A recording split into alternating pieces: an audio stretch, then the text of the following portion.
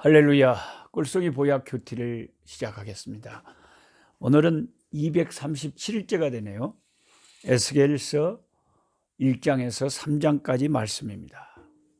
우리는 그 위대한 하나님의 선지자들 이사야와 예레미야 선지자의 글을 공부하고 이제 에스겔 선지자에게 왔습니다. 에스겔 선지자는 특이하게도 포로로 잡혀갔어요. 예. 예레미야가 유다에 남아서 그 남아있는 백성들을 고생하면서 섬기는 동안 에스겔은 바벨론에서 유배된 그 사람들을 섬기는 사명을 맡았어요. 참 사명도 다양하지요. 예. 저는 이렇게 남부 아프리카에서 이 나라 저 나라 다니면서 복음 전하고 있고 여기 현지 교회 목회자들을 돕고 있습니다만은 한국에서 또 목회하시는 귀한 목사님들 많이 계시고 또 외국에서 나가서 해외에서 그 살고 계시는 우리 동포들을 위해서 또 교회를 세우고 또 우리 한국인이 있는 곳에 다 가서 또 한국 교회를 세우고 또 다양한 방면으로 이렇게 하나님을 섬기는 거예요. 그래서 예레미야 선지자는 나라가 망했을 때 남은 자들과 함께 고생했고 에스겔 선지자는 포로로 잡혀갔어요. 제사장이었는데 잡혀가가지고 1절에 보면 30째 해 넷째 달이다 그랬습니다. 그러니까 여기 30이라고 하는 것은 나이를 말하는 거예요. 에스겔 선지자가 30세 때 하나님의 사명자로 이제 선지자로 부름을 받은 거죠. 제사장 출신이었는데 원래 이스라엘 백성은 우리가 민수기에서 읽어서 알지만은 30살이 되면 성전에서 섬길 수가 있었어요. 그래서 에스겔은 기원전 597년 2차 포로 바벨론 유수 때 잡혀가 가지고 잡혀간 지 5년 후에 BC 592년에 이렇게 하나님에게 부르심을 받았습니다.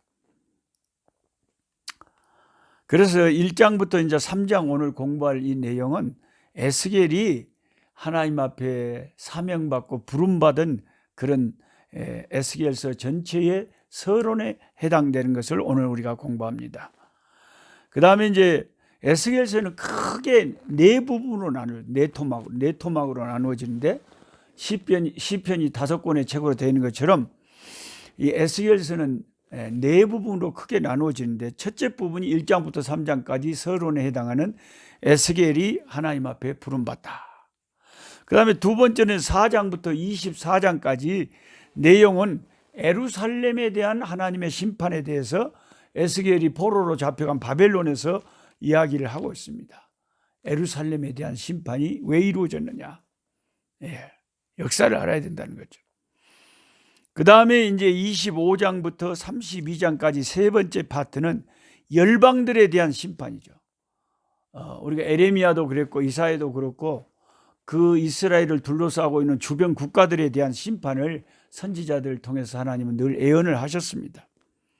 그 다음에 네 번째는 하나님의 백성들을 회복하시는 하나님에 대해서 33장에서 48장까지 회복하시는 하나님. 그래서 새 성전이 회복되고 하나님의 영광이 다시 성전으로 돌아오고 성전 동문을 통해서 하나님의 영광이 그렇게 성전이 새로 회복된 것을 이렇게 하나님 앞에 환상으로 이상으로 에스겔이 하나님 앞에서 봤죠.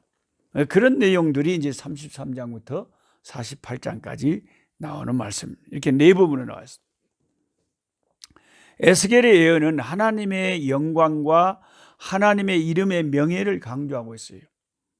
그래서 에스겔서에는 나 주 여호와라는 말이 몇 번이나 나올 것 같아요. 나 주 여호와. 주석책을 찾아보니까 나 주 여호와라는 말이 67번이나 67번. 그만큼 하나님 여호와라는 말이 많이 나온다. 주 여호와. 이것은 하나님이 자신의 이름을 만홀히 여김을 받지 않는다는 것이고, 하나님의 이름을 위하여 우리 하나님은 스스로 일하고 계신, 유대 백성들이 그래서 하나님의 영광을 구하기만 했더라면 하나님의 이름과 영광을 위하시는 우리 하나님께서 그들을 그 원수들에게 수치를 당하지 않게 했을 것입니다.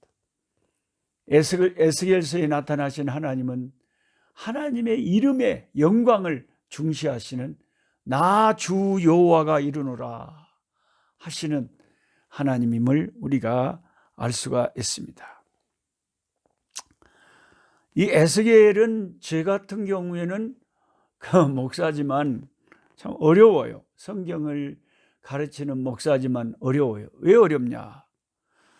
저에게 어려운 이유는 에스겔서나 다니엘서는 환상, 이상을 보고 그걸 적어놨기 때문에 이 환상과 이상이 도대체 무엇을 뜻하는 것인지, 그것이 어떻게 우리에게 적용되는 것인지, 주로 이단들이 이런 환상이나 이상, 이런 성경에 나온 구절들 자기한테 뜯어 맞춰가지고 이단을 만들어내잖아요. 그런데 이제 정상적인 우리 예수 믿는 사람들은 하나님 말씀을 내 맘대로 갖다가 풀면 안 되잖아요. 그러니까 이 이상이 많이 나오는 이런 말씀들이 어려운 거예요. 요한계시록이나 다니엘서나 에스겔서, 구약의 계시록이라고 하는 이 에스겔이나 다니엘, 이런 말씀들이 저 같은 보통 사람에게는 어렵죠. 왜냐하면 그들이 이상과 환상을 보고 그게 오늘 우리에게 구체적으로 무엇을 말씀하시는지 적용하기가 결코 쉬운 게 아니라는 거죠. 에스겔 1장을 열자마자 에스겔에게 이상을 보지 않습니까? 아주 신비한 하나님이 보여주시는 그 영의 세계를 본단 말이죠.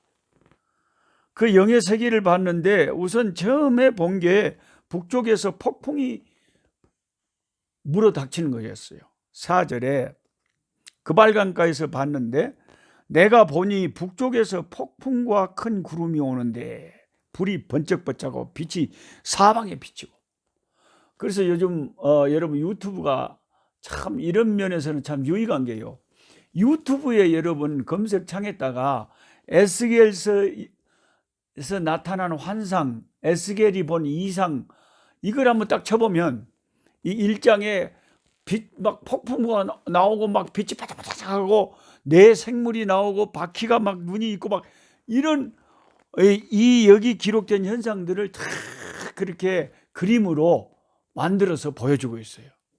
그리고 그 에스겔에서 나오는 많은 환상, 성전의 환상이나 이런 것들도 많이 보여주고 있으니까 여러분 숙제입니다. 이게 에스겔서 공부하면서 제가 여러분에게 드리는 숙제예요.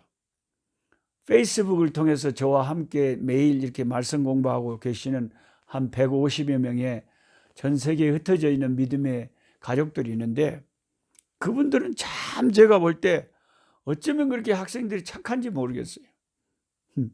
선생님이 이거 하세요, 이거 숙제입니다 그러면 거의 다 합니다. 아주 그 게으르고 말 안 듣는 한 10% 정도의 학생들 빼고는 거의 대부분의 학생들은 시키면 다 숙제를 잘했어요. 저희 집을 지키는 지금 개도 제가 이 영상을 촬영하는 줄 모르고 개가 지금 시끄럽게 해서 죄송합니다. 그런데 하나님이 나보다 잘 짓는 선지자가 되라고 못 짓는 개가 되지 말고 하나님 말씀을 확실히 증거하는 종 되라고 개들이 옆에서 짖어주는 것 같아요. 그래서 숙제가 뭐냐면은 이 유튜브를 보시는 분들도 착하신 분들은 제 숙제를 꼭 좀 해주세요. 오늘 유튜브 다 보신 후에 유튜브 검색창에 에스겔서에 나타난 에스겔이 본 이상, 환상 그런 것을 한번 쳐보면 이게 쫙 시청각으로 보여주니까 확실히 그냥 글로 읽는 것보다는 실감이 난다니까요.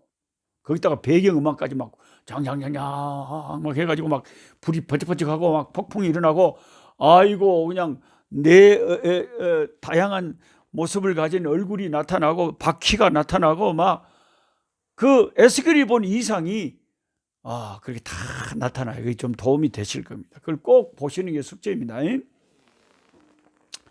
그래가지고 이제 폭풍우가 나타난 가운데 그 속에서 네 생물의 형상이 나타나요. 이 네 생물의 형상은 하나님의 종인데 하나님의 말씀을 수행하는 종이 모습이 이제 에스겔이 그발강가에서 보니까 신기하게 얼굴이요. 네 모습이 나타나는 거예요. 우리 사람 얼굴은 사람 얼굴만 있잖아요.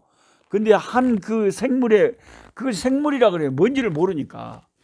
생물인데 그게 한쪽 면에는 사람 얼굴이고 한쪽 면에는 사자 얼굴이고 한쪽 면은 황소 얼굴이고 한쪽 면은 독수리 얼굴이다. 그러면 이걸 뭘 말하냐? 대부분의 주석가들은 하나님의 일을 수행하는 이 천사 주의 종의 이 특징 중에 하나는 사람의 모습이라는 건 지능이 있다는 거예요. 사자의 모습이라는 것은 용맹하다는 거죠. 하나님의 말씀이라면 물불 가리지 않고 담대하게 하나님의 일을 수행한다는 거예요. 그 다음에 황소의 얼굴은 황소는 힘을 상징한다. 힘이 막강하고 그 다음에 독수리라는 것은 이렇게 빠르게 날아다닐 수가 있다는 거죠. 그만큼 기동력이 있다는 거예요. 그리고 바퀴의 이상이 있거든. 바퀴에 또 환상을 봤는데 이 바퀴의 환상은 하나님이 완벽한 기동력으로 만사를 하나님 뜻대로 인도해 가신다는 그런 의미를 우리에게 전달해 주는 거예요. 15절에 바퀴 형상이 있죠. 내가 그 생물들을 보니 그 생물들 곁에 있는 땅 위에는 바퀴가 있는데 그 네 얼굴을 따라 하나씩 있고 그 바퀴의 모양과 그 구조는 한국. 그러니까 그 네 가지 모양을 갖춘 그 생물의 밑에는 바퀴가 달려 있어요. 우리는 다리가 달려 있는데 다리가 달리기 사람이 빠르겠습니까? 바퀴가 달렸으면 빠르겠습니까? 바퀴가 훨씬 빠르겠죠. 바퀴가. 근데 그 바퀴가 땅에 닿아 있다는 것은 하나님께서 이 세상 사건들에 깊이 관여하신다는 것이고 바퀴 둘레에 눈이 다 있다는 것은 하나님께서 이 세상 만사의 모든 일들을 다 보고 계신다는 거죠. 참 신기한 환상을 에스겔은 봤어요. 하나님이 이상하게 나한테는 그런 환상을 안 보여주고 환상 본 사람의 글 에스겔서 이 성경책을 제 손에 쥐어주면서 읽어봐라. 그러니까 우리는 환상을 본 사람의 글을 통해서 이런 영적인 세계에 하나님의 일을 하는 그런 생물이 있구나. 이런 것을 우리가 알게 됩니다. 내가 보지 않았지만 성경을 통해서 우리는 알게 되는 거죠. 그리고 그 생물과 바퀴 위에는 뭐가 있었습니까? 22절에 그 생물의 머리 위에는 수정 같은 궁창의 형상이 있어 보기에 두려운데 그들의 머리 위에 펼쳐져 있고 그 궁창 밑에 생물들의 날개가 서로 향하여 펴 있는데 이 생물은 두 날개로 몸을 가렸고 저 생물도 두 날개로 몸을 가렸더라. 이제 그 생물 위에 하늘 위에 하나님이 계시네요. 하나님 앞에서는 그 생물들도 날개로 자기를 가렸다는 거죠. 26절에 그 머리 위에 있는 궁창 위에 보호자의 형상이 있는데 그 모양이 남보석 같고 그 보호자의 형상이 한 형상이 있어 사람의 모양 같더라. 남보석 같다. 요한계시록에도 하나님의 보좌를 본 요한이 이렇게 보석 이야기를 하면서 그렇게 생겼다 그랬거든요. 내가 보니 그 허리 위의 모양은 단 쇠 같아서 그 속과 주위가 불 같고 내가 보니 그 허리 아래의 모양도 불 같아서 사방으로 광채가 나며 그 사방 광채의 모양은 비 오는 날 구름에 있는 무지개 같으니 하나님의 보좌, 하나님의 형상에는 무지개가 쫙 펼쳐져 있다고 그래요. 요한계시록에 사도 요한도 이렇게 증거했거든요. 참 신기하죠.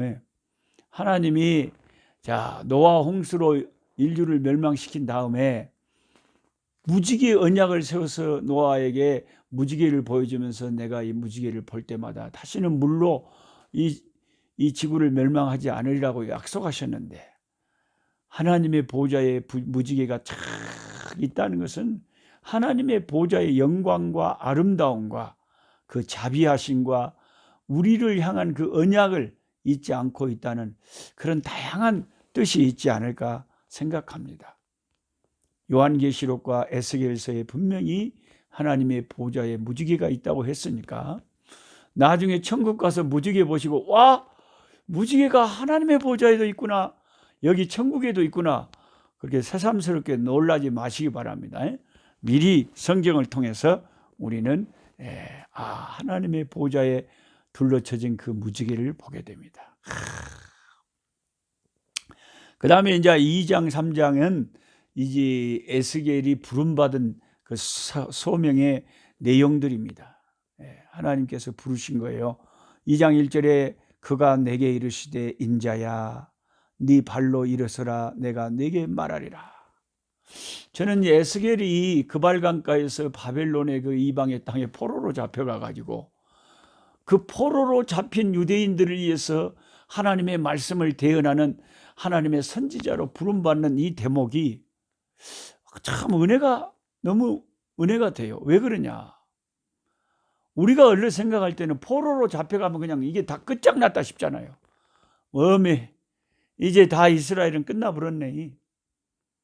어메 이제 끝장이네. 내 인생 끝났어. 이제 우리나라 망해버렸어. 다 망해버렸다고 생각하는 그 순간 하나님은 망하지 않았습니다. 사람이 망해도 망하는 거지 하나님은 안 망하시죠. 하나님이 이스라엘 백성이 포로로 잡혀가서 오히려 강해지도록 마치 애굽의 노예 생활하면서 큰 나라가 되듯이 바벨론에 포로로 잡혀가서 다시 한번 이제 메시아를 배출할 이 하나님의 백성으로 준비되는 거죠. 시온의 영광을 준비하는 것이죠. 그러니까 여러분 절대 낭망하지 마세요. 이제 다 끝나버렸네 그러지 마세요. 하나님에게는 결코 낭망이라는 것이 없는 줄 믿습니다. 그러면서 이 에스겔을 부르면서 4절에 그 백성이 뭐라고 하냐면 그 백성에서 이 자손은 얼굴이 뻔뻔하고 마음이 굳은 자니. 하나님이 다 알아버려요. 하나님이 이 백성은 네가 포로로 잡혀온 마당에도 네가 말씀을 전해도 뻔뻔하고 아주 가증하고 완악하고 하나님 말씀을 잘 듣지 않을 것을 네가 각오해라 이겁니다. 저도 어떤 교회 가면은 참 말씀 전하기가 너무너무 꿀같이 좋고 평안하고 은혜가 충만한 그런 교회가 있고 또 어떤 교회 가서 이렇게 말씀을 전하다 보면 정말 참 힘든 그런 교회도 있어요. 사람들의 그 심령 상태에 따라 그게 이제 말씀 전하는 게 쉬울 수도 있고 어려울 수도 있더라고요.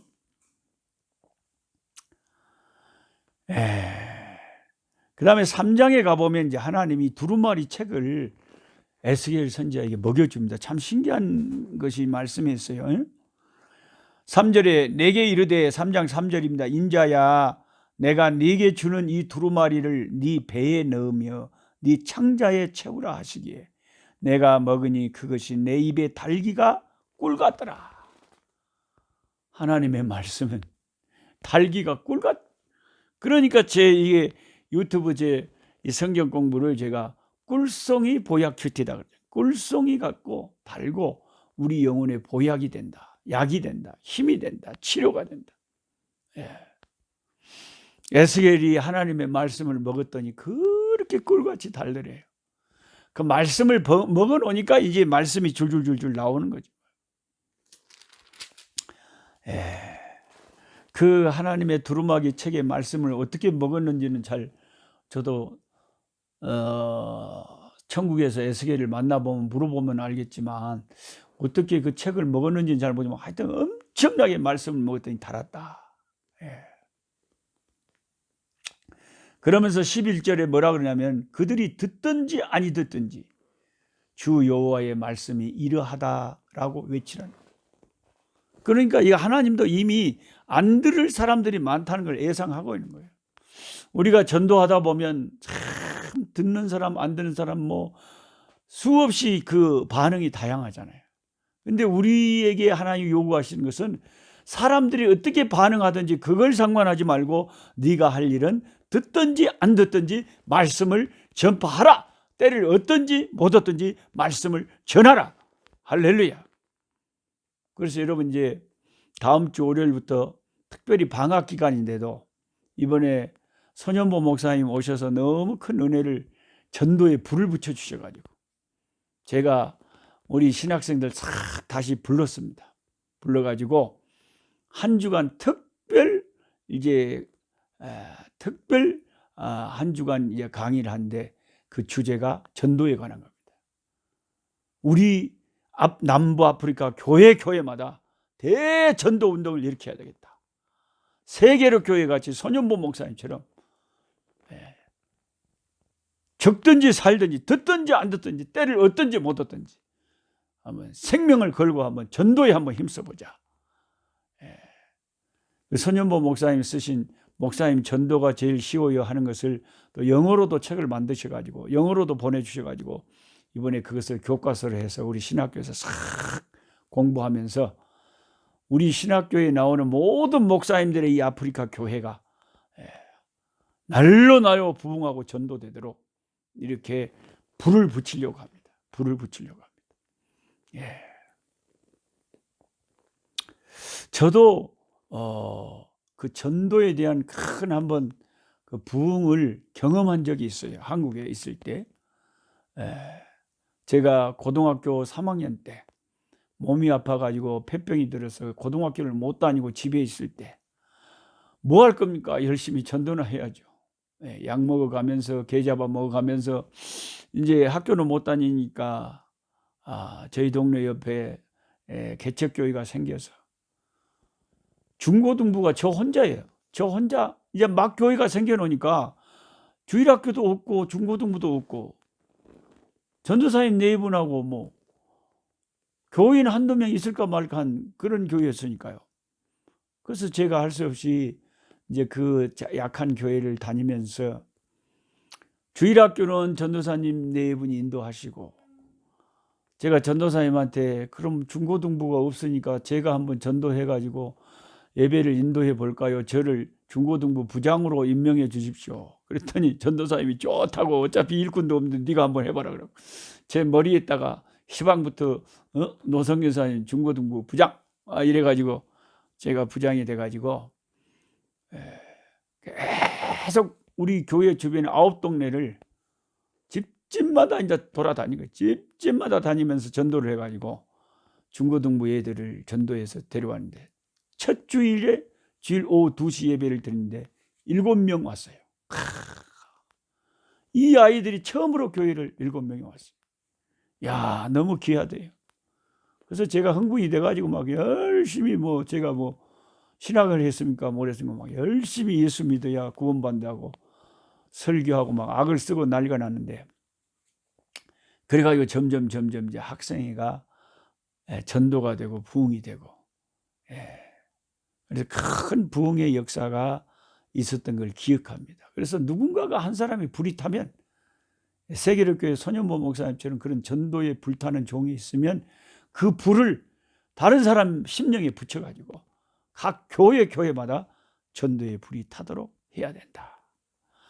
에스겔에게 하나님의 영이 임해서 에스겔이 하나님의 말씀의 대언자로 세움받은 것처럼 저와 여러분도 어디에 있든지 듣든지 아니 듣든지 주 예수 이름을 전하는 우리 사명자들이 되어야 되겠습니다. 찬송하는 시간 갖겠습니다. 찬송가 397장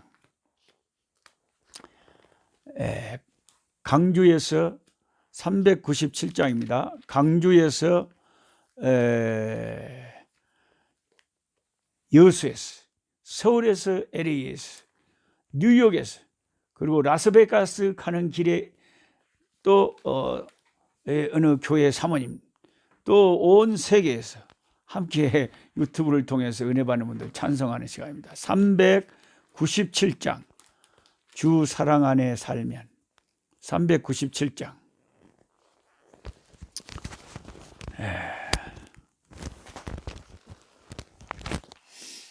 주 사랑 안에 살며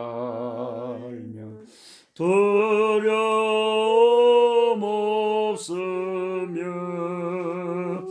그 사랑 변함없어 늘 마음 편하다. 저 퍽퍽 몰아쳐서 내 마음 떨려도 주 나의 곁에 계셔 겁낼 것 없소라. 주 나의 목자시니 부족함 없으며 주 인도하는 대로 늘 따라가리라. 구제 나를 깨쳐 내 어길 밝히니 나 주의 길을 따라 주 함께 살리라. 저 넓고 푸른 들판 내 앞에 열리고 그 검은 구름 거쳐 새 하늘 보인다. 끝없는 나의 소망 저 환한 생명길 참 보배 되신 주님 늘 함께 하소서. 아멘. 약한 자 힘주시고 강한 자 바르게 주 환자 정택하니 주님의 뜻이라. 해 아래 압박 있는 곳 주 거기 계셔서 그 팔로 막아 주시오.